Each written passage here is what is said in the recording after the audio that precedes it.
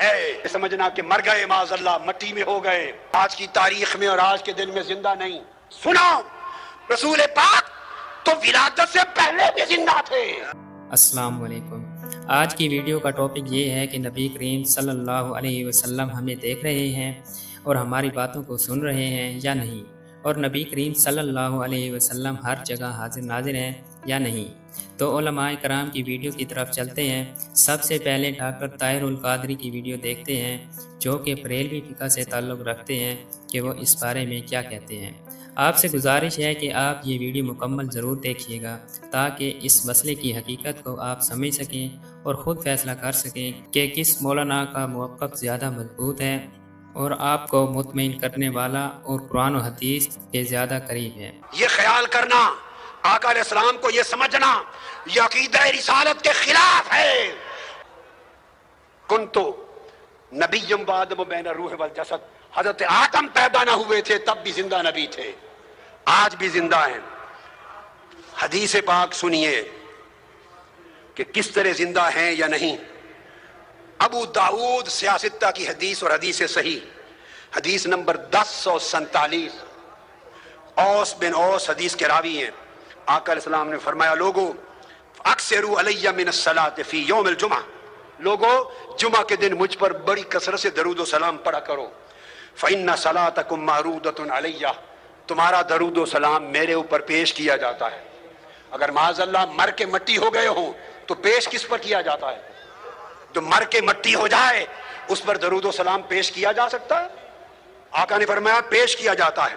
سنیے آگے، قالوا یا رسول اللہ وکیف تعرض علیک صلاتنا وقد حرمت، جب آپ کا وصال ہو جائے گا، وفات پا جائیں گے اور آپ قبر انور میں ہوں گے تو اس وقت بھی ہمارا درود و سلام پیش کیا جائے گا؟ آقا علیہ السلام کا جواب سنیے، اور عقیدے اپنے نفس کی شرارت اور جہالت کے ساتھ من گھڑت نہ بنائیے، عقیدے وہ رکھیے جو تاجدار کائنات نے سکھائے۔ آقا نے فرمایا ان اللہ عز وجل حرم علی الارض ان تاکل اجساد الانبیاء، ہاں میری وفات کے بعد بھی تمہارے درود و سلام مجھ پر پیش ہوں گے، چونکہ اللہ نے زمین پر حرام کر دیا ہے کہ انبیاء کے جسموں کو کھائے۔ ڈاکٹر طاہر القادری نے اپنا موقف پیش کر دیا ہے اور آپ نے جان لیا ہے۔ اب اس کے برعکس مولانا خضر حیات صاحب کا موقف جانتے ہیں، جو کہ دیوبند مکتب فقہ سے تعلق رکھتے ہیں۔ ان کا عقیدہ یہ ہے کہ نبی اکرم صلی اللہ علیہ وسلم اپنی قبر میں زندہ بھی نہیں اور حاضر ناظر بھی نہیں ہیں، اور مولانا خضر حیات صاحب ڈاکٹر طاہر القادری کو دلائل کے ساتھ جواب دے رہے ہیں۔ تو چلیں مولانا خضر حیات صاحب کا موقف سنتے ہیں کہ وہ اس بارے میں کیا کہتے ہیں۔ عقیدہ اہل تشیع کا امام حاضر ناظر، رضا خانیوں کا پیر حاضر ناظر، یہ عقیدہ۔ اب اس عقیدہ کو ثابت کرنے کے لیے ہاتو برہانکم، لاؤ دلیل، لاؤ، ورنہ ہم سے دلائل سنو یا دلیل لاؤ، آسان سی بات ہے۔ اب اس پر عقیدہ تو یہ ہے، لیکن ہیں ڈرپوک، نام لیتے ہیں نبی پاک صلی اللہ علیہ وسلم کا، کہتے ہیں کہ نبی پاک صلی اللہ علیہ وسلم حاضر ناظر، حالانکہ عقیدہ ہر امام حاضر ناظر، ہر پیر فقیر ہر جگہ پہ حاضر ناظر۔ سورۃ ہود آیت نمبر 49، اس میں اللہ رب العزت نے ذکر کیا، سورہ ہود میں فرمایا تلک من انباء الغیب، تلک من انباء الغیب، میرے محبوب پیغمبر یہ جتنے واقعات گزرے من انباء الغیب، یہ وہ خبریں تھیں جو تجھ سے غیب تھی۔ تلک من انباء الغیب، گزشتہ واقعات قرآن ذکر کر کے، انبیاء کے واقعات ان کو ذکر کرتے ہوئے اللہ رب العزت فرماتے ہیں میرے پیارے پیغمبر یہ تلک من انباء الغیب نوحیہا الیک، یہ غیب کی خبریں ہیں، غیب کی خبریں، غاب عنکا، تجھ سے یہ سارے واقعات غیب تھے، اور نوحیہا الیک، ہم وحی کر رہے ہیں تیری طرف۔ اگلا جملہ سننا، اللہ نے فرمایا ما کنت تعلمھا انت ولا قومک، میرے پیغمبر ہماری وحی کرنے سے پہلے تو بھی نہیں جانتا تھا، تیری قوم بھی نہیں جانتی تھی۔ مولانا خضر حیات صاحب کا موقف بھی آپ نے جان لیا ہے۔ اب ہم بریلوی مکتب فقہ کے عالم کی طرف چلتے ہیں، جن کا نام تو معلوم نہیں، لیکن یہ مولانا الیاس قادری کی جماعت سے ہیں اور مدنی چینل پہ بیٹھ کر اس مسئلے کو واضح کر رہے ہیں۔ بات ذہن میں آتی ہے کہ حضرت موسیٰ علیہ السلام 3 جگہوں پر دیدار ہوتا ہے، ملاقات ہوتی ہے، تو یہ کیا تھا؟ مطلب قبر انور میں بھی موجود تھے، مسجد اقصیٰ میں بھی تھے، چھٹے آسمان میں بھی تھے، تھوڑا سا اس کو ڈیفائن کریں نا. یہ ایک جگہ ہو، دوسری جگہ چلے جانا، تیسری جگہ چلے جانا، اس کو حاضر و ناظر کہتے ہیں. سبحان اللہ.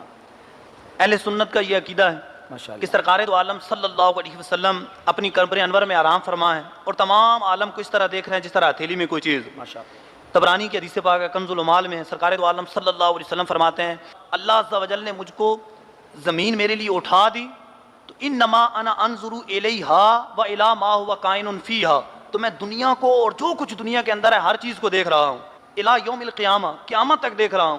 کانما انظر الی کف ہذہ، اس طرح دیکھ رہا ہوں جس طرح کہ ہتھیلی میں کوئی چیز ہو. تو یہ دیکھنا یہ بھی ایک حاضر و ناظر کا حصہ ہے، اور جب چاہیں جہاں چاہیں تشریف لے جائیں یہ بھی حاضر و ناظر ہے. سبحان اللہ. تو سرکار دو عالم صلی اللہ علیہ وسلم کی حدیث بخاری شریف میں سرکار ارشاد فرماتے ہیں من رآنی فی المنام فسیرانی فی الیقظہ، جس نے میرا خواب میں دیدار کیا ان قریب بیداری میں میرا جلوہ دیکھے.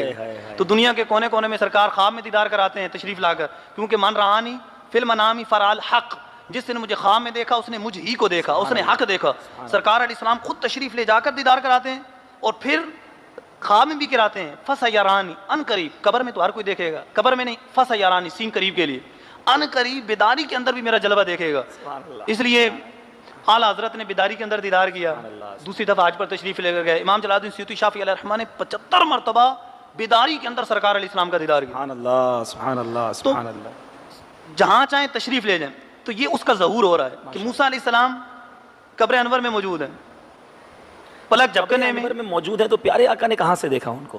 سرکار دو عالم صلی اللہ علیہ وسلم اور کوئی غیب کیا تم سے نیا ہو بھلا، جب نہ خدا ہی چھپا تم پہ کروڑوں درود. جی جی جی. سرکار دو عالم صلی اللہ علیہ وسلم تو وہ بخاری شریف کی حدیث پاک کہ دو قبروں کے پاس سے گزرے، دونوں کو عذاب ہو رہا تھا اور فرمایا کہ عذاب ہو رہا ہے کسی بڑی وجہ سے نہیں ہو رہا، ایک پیشاب کے چھینٹوں سے نہیں بچتا تھا اور ایک چغل خوری کیا کرتا تھا. قبر کے اندر عذاب دیکھ لیا. قبر کے اندر عذاب کو دیکھ لیے. فشکا بنصفین، ایک کھجور کی ٹہنی اٹھائی اس کے 2 ٹکڑے کیے، قبروں کے اوپر رکھے اور آگے وجہ بھی بیان فرما دی اور اس کی حکمت بیان فرما دی کہ جب تک یہ خشک نہیں ہوں گے اس وقت تک اس میں عذاب میں تخفیف ہوتی رہے گی. اب قبر کے اندر کو دیکھا اور وجہ بیان فرما دی جو پہلے انہوں نے اپنے دور میں گناہ کیے تھے، کس وجہ سے ان کو عذاب ہو رہا ہے وہ وجہ بھی بیان فرما دی. اور کوئی غیب کیا تم سے نیا ہو بھلا. اچھا یہ تو قبر کے قریب سے گزر رہے تھے تو دیکھا، یہ تو غالباً براق پہ تھے جب موسیٰ علیہ الصلوۃ والسلام کو دیکھا. سبحان اللہ. تو اتنی دور سے پھر بھی دیکھ قبر کے اندر دیکھ لیا کہ حضرت موسیٰ علیہ الصلوۃ والسلام نماز پڑھ رہے تھے، نماز ادا فرما رہے تھے. سبحان اللہ. تو یہ بات تو ہوئی حضرت موسیٰ علیہ الصلوۃ والسلام کی، یہ ان کا معجزہ ہو گیا. یہ ان کا معجزہ ہو گیا کہ وہ ادھر بھی موجود چلے تشریف لے کر گئے، ادھر بھی تشریف لے کر گئے. مدنی چینل والوں کا موقف بھی آپ نے جان لیا ہے. اب دیوبندی عالم مفتی طارق مسعود صاحب کا موقف جانتے ہیں کہ وہ اس بارے میں کیا کہتے ہیں. ہمارے امام مسجد کا عقیدہ یہ ہے کہ حضور صلی اللہ علیہ وسلم ہمیں سن سکتے ہیں، اور وہ یہ کہتے ہیں کہ حضور اگر حضور کا تھوڑا کرم ہو جائے تو ہمارا فلاں کام اچھے سے ہو جائے گا. تو کیا میری نماز ایسے امام کے پیچھے ہو جائے گی؟ دیکھیں اس طرح کی باتیں بہت سے لوگ مذہبی اسکالرس کر رہے ہوتے ہیں. حضور حاضر ناظر ہیں، نبی صلی اللہ علیہ وسلم مشکل کشا ہیں، تو ان سے مطلب پوچھا جائے اس کا. بعض دفعہ لوگ ایسے کہہ تو دیتے ہیں لیکن جب ان سے ڈیٹیل میں جائیں گے تو پھر وہ اس کی کوئی تعویل کرتے ہیں، اس کا کہتے ہیں ہمارا یہ مطلب نہیں، یہ مطلب تھا. تو کفر کے بارے میں شریعت نے احتیاط کا حکم دیا ہے کہ جلدی کسی پہ کفر کا فتویٰ نہیں لگایا جائے گا، تو احتیاط سے کام لیا جائے. تو آپ کو چاہیے کہ آپ امام صاحب کو چھاؤں میں لے جائیں، تنہائی میں لے جائیں، اور آپ ان سے پوچھیں کہ حضرت جی یہ جو آپ نے الفاظ کہے ہیں کہ نبی کا ہم پہ کرم ہے تو کام بنے گا، نہیں ہوگا تو کام نہیں بنے گا، اس کا مطلب کیا ہے؟ آپ نے کہا نا کہ نبی کا کرم ہو جائے گا تو کام اچھا ہو جائے گا، تو کیا مطلب ہے آپ کا اس کا؟ کیا نبی صلی اللہ علیہ وسلم اپنی قبر مبارک سے بیٹھے بیٹھے آپ کو یہاں فائدہ پہنچا سکتے ہیں؟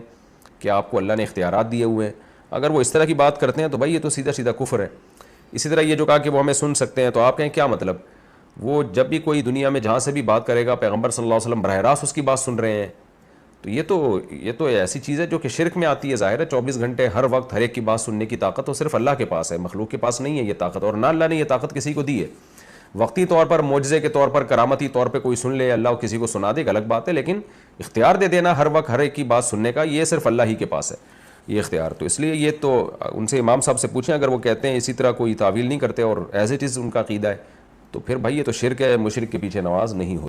تو دیوبندی عالم مفتی طارق مسعود صاحب کا موقف بھی جان لیا ہے.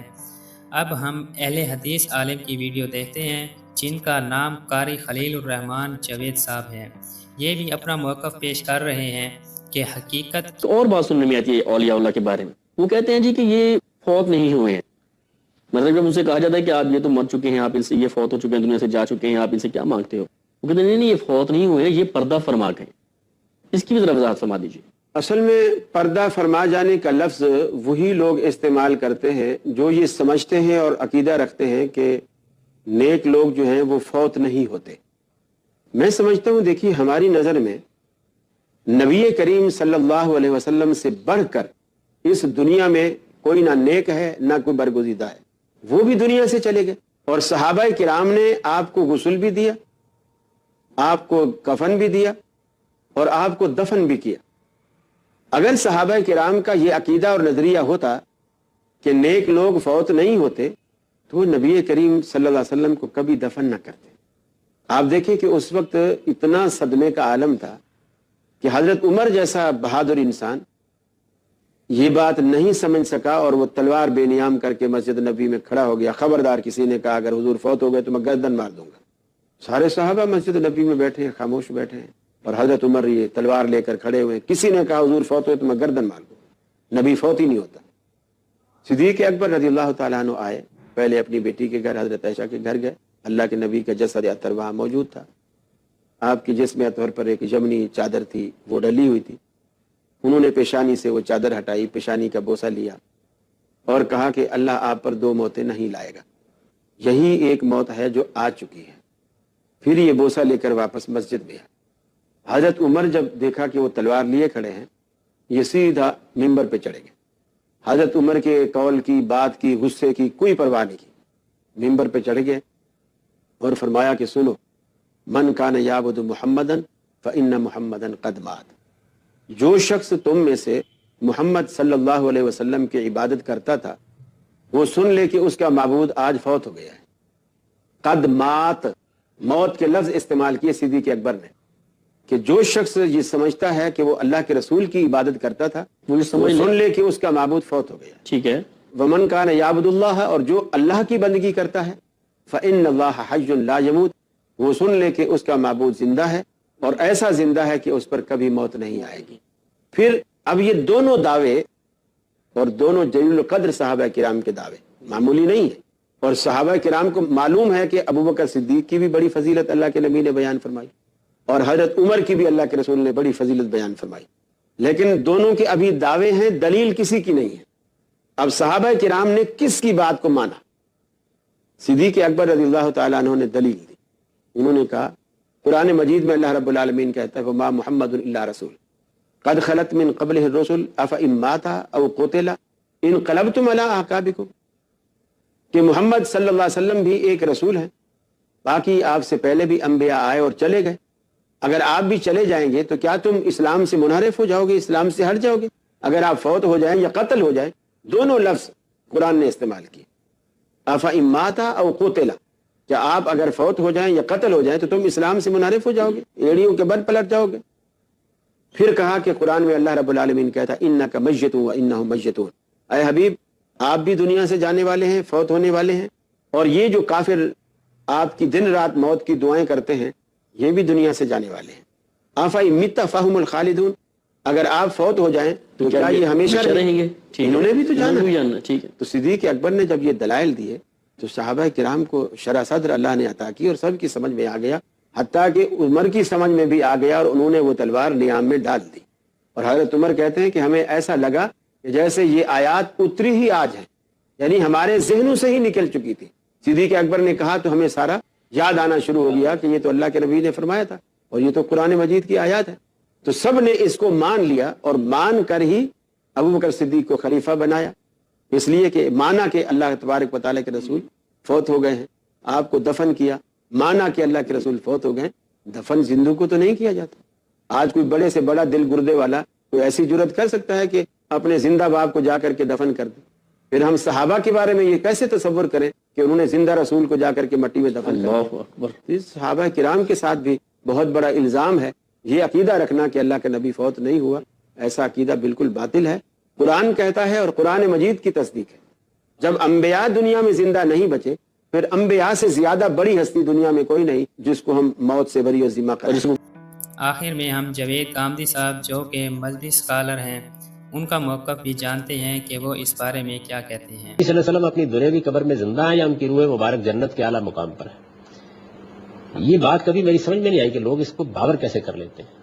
یعنی 2 یا 4 فٹ کی قبر میں اگر کسی شخص کو زندہ رکھا جائے تو یہ اعزاز ہے یا اس سے مختلف کوئی چیز؟ کیا چیز ہے؟ یعنی اس کے کہنے کا مقصود کیا ہے؟ اللہ تعالیٰ اپنے پیغمبروں کو اس طریقے سے اس تہخانے میں بند رکھیں گے؟ وہ ان کی نعمتیں پا رہے ہیں، ان کا اللہ کا رزق پا رہے ہیں. اللہ تعالیٰ نے یہ بتایا ہے کہ تم اس زندگی کا شعور نہیں رکھتے جو زندگی ہم نے ان کو عطا کر رکھی ہوئی ہے. اس کے اس قبر سے کیا تعلق؟ یعنی یہ بات کہتے وقت لوگ سوچتے نہیں ہیں کیا کہہ رہے ہیں.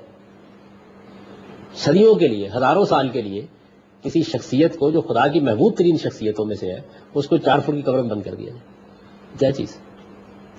اللہ تعالیٰ کے ہاں تمام ارواح کے لیے بڑی نعمتیں ہیں، خاص طور پر ان صالحین کی جن کا معاملہ بالکل صاف ہے، جیسے شہداء کے بارے میں کہا ہے، انبیاء کے بارے میں کہا ہے. اور قرآن سے معلوم ہوتا ہے کہ جیسے ہی وہ دنیا سے رخصت ہوتے ہیں اللہ تعالیٰ ان کے لیے اپنی نعمتیں فراواں کر دیتے ہیں اور رزق دیتے ہیں ان کو. لیکن اللہ تعالیٰ نے بتایا کہ وہ جو ان کی زندگی ہے اس کا تم شعور نہیں رکھتے ہو کیسی زندگی. اسی طرح سے دوسری بات بھی بتا دی ہے کہ جو اللہ کے دشمن ہیں اور جنہوں نے یہاں پر جانتے بوجھتے کفر کیا ہے اور انکار کیا ہے ان کے لیے اسی نوعیت کے عذاب کی ایک زندگی شروع ہو جاتی ہے، وہ بھی برزخ میں ہوتی ہے اور اس کی بھی اسی طرح کی نوعیت ہے. تو یہ معاملہ جو ہے یہ ظاہر ہے وہاں ہو رہا ہے، اس کو اللہ تعالیٰ نے بیان کر دیا ہے. قبر میں زندہ ہونے کی کوئی وجہ نہیں. ناظرین، تمام علماء کرام کی ویڈیوز آپ نے دیکھ لی ہیں. اس ویڈیو کا مقصد کسی قسم کی فرقہ واریت یا دل آزاری کرنا نہیں، بلکہ آپ کو معلومات اور آپ کے علم میں اضافہ کرنا. آخر میں آپ ہمیں اپنی قیمتی رائے سے ضرور سے کہ آپ کس عالم دین کے موقف سے اتفاق کرتے ہیں. اللہ تعالی ہم سب کو صراط مستقیم پر چلنے کی توفیق عطا فرمائے اور قرآن و سنت کے مطابق زندگی گزارنے کی توفیق عطا فرمائے. السلام.